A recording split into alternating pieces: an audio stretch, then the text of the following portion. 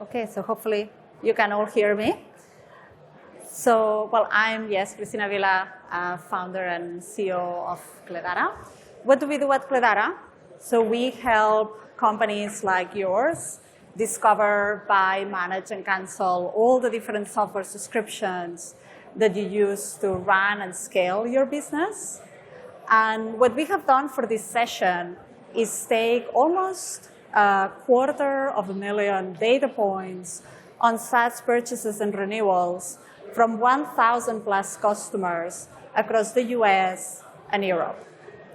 And this is a part of the data that we hold at Cledara because we are the company that holds the largest data set in the world on SaaS purchases, usage, renewal, and churn.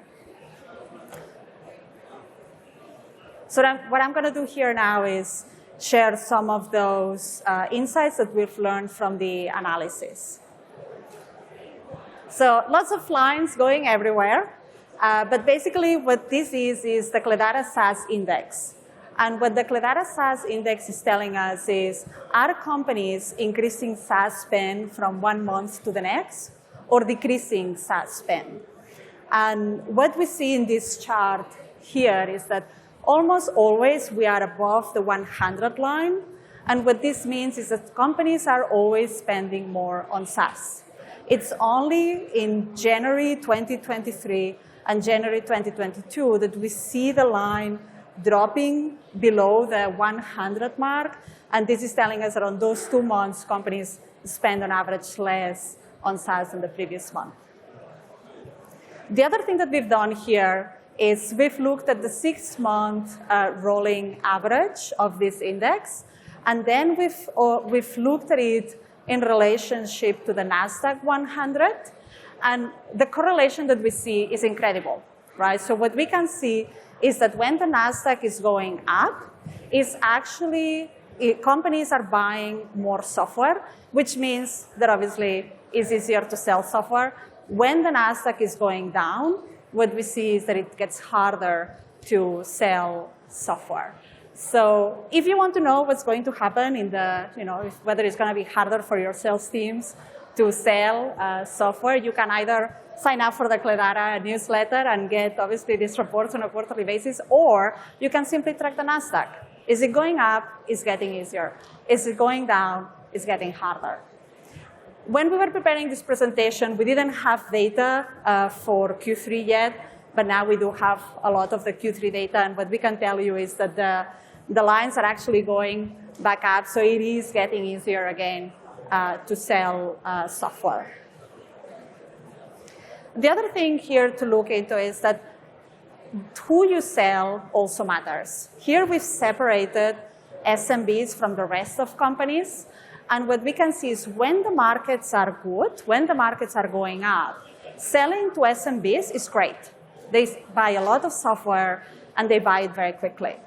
But when the markets turn, then obviously those smaller companies are much more sensitive to those market conditions. And therefore, if you are selling to bigger companies, what you see is that everything is a little bit more stable.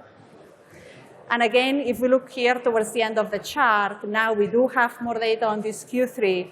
And what's happening is that the green line, which is the one that looks at the small companies, or companies selling to small companies, that's already crossed the blue line again, which means that for those companies selling to SMBs, it is getting easier again.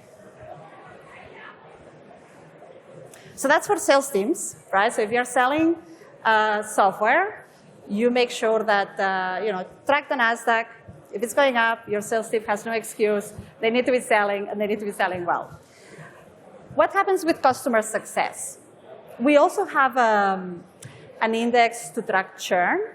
And what we look in this chart, similar to the previous one, anything above 100 means that companies are churning more versus the previous month. Anything below 100 means that companies are churning less. And by the way, here the dates, rather than 2021, 2022, is actually 2022 to 2023. So when the markets turned last year, US buyers, US companies were the fastest to react. And that's why we split it, because we see different behaviors, right? So the green line in this case is US, and the blue line is Europe. So the US buyers, they cut spend much faster and deeper than European buyers, that as we see is a very flat line. So they didn't really react.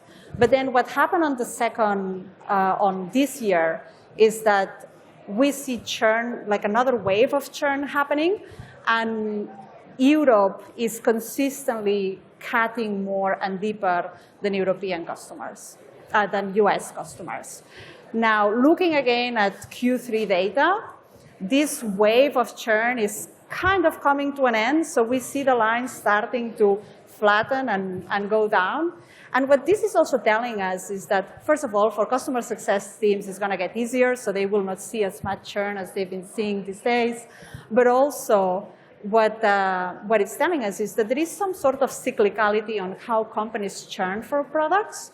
And usually they tend to churn from products towards the end of Q2 and beginning of Q3. So you can get your success teams ready to make sure that they try to prevent that churn that happens during that period of the year, and try to understand why customers are churning from your product at that time.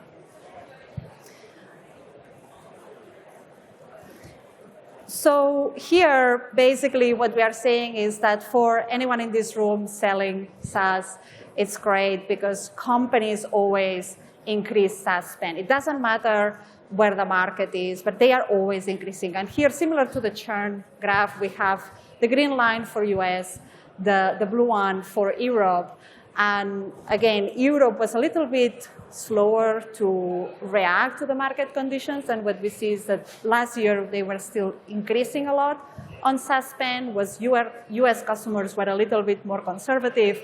And now, after some period of volatility, the US customers are increasing that SaaS spend still, while we see how European customers have very much plateaued. So if you sell onto both markets, you will see those differences happening. Like something that was easier in Europe last year, or relatively easier, now you'll find it a little bit harder compared to your teams in the US. And there is always room for more software. So it's not only that companies increase in spend, but actually they always bring more applications into the business, irrespective of market cycles. And what we saw earlier, always more budget needed for your tools, always more tools. This is almost like a nightmare for finance and IT, that they just need to constantly be revisiting those budgets and tracking all those products that keep coming into the company. But the good news for those two teams is that there is a tendency now where companies buying software actually prefer to buy on annual contracts more than ever. So even though we are still bringing a lot of it, companies want to lock in those prices. They want to have a little bit more stability on the software stacks that they have. And therefore, that is good news for our friends in finance and IT. And yes, so this is some of the very quick things that I wanted to share today. We don't have a lot of time for this. So just key takeaways that I will just quickly recap. Companies are still buying and increasing on software, even though it's been a little bit slower, but it always goes up. If you want to know whether it's going to get easier or harder to sell, track the NASDAQ. Honestly, the correlation is incredible. Big companies during bad market conditions outperform small companies massively. We are at the moment exiting this next hit of churn that we've been seeing during the first 6 months of the year. So it is getting easier for our teams to manage our portfolio of companies. Always more products coming into the business. US buyers of software, they are a very good leading indicator for what's going to be happening in Europe in a few months' time. So keep an eye on that, especially, again, if you have customer base that is distributed across the two geographies. And then annual contracts are more popular than ever. So if you were thinking of moving to annual contracts from those monthly contracts that your customers may be buying today, now is the time to test it because the market is asking for this. So thank you very much for your attention. And if you want to learn more either come to our booth in the other hall or have a conversation with any of the people with the Cledara logo on the t-shirt. Thank you very much.